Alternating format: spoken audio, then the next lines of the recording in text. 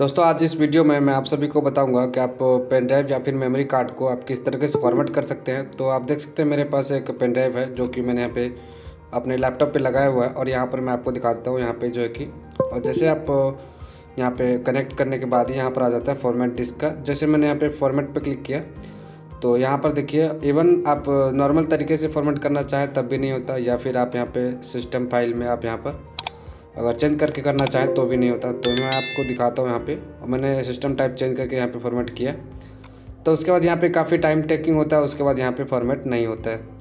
और जब इस पर आप यहाँ पे डबल क्लिक करके ओपन करने की कोशिश करते हैं तो यहाँ पर आपको इंसर्ट करने के लिए बताता है।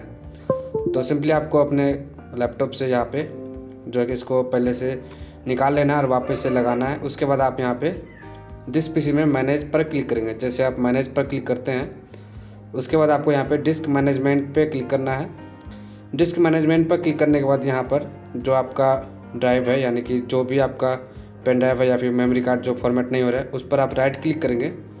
राइट क्लिक करने के बाद यहाँ पर आपको फॉर्मेट पे क्लिक करना है और यहाँ पे सिस्टम फाइल में आपको NTFS सेलेक्ट करना है।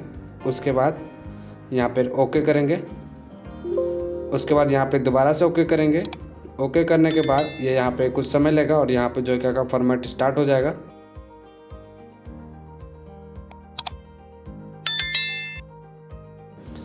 इसके बाद आपको यहाँ पे मैं आपको दिखाता हूँ यहाँ पे फॉर्मेट कंप्लीट हो गया। उसके प्रॉपर्टीज़ में मैं यहाँ पे चला जाता हूँ और यहाँ पर आप देख सकते हैं जो यहाँ पे फॉर्मेट है वो कंप्लीट हो चुका है और ये USB ड्राइव और यहाँ पे फाइल सिस्टम में NTFS यहाँ पे शो कर रहा है। तो अभी मैं यहाँ पे फाइल नेम चेंज कर देता हूँ।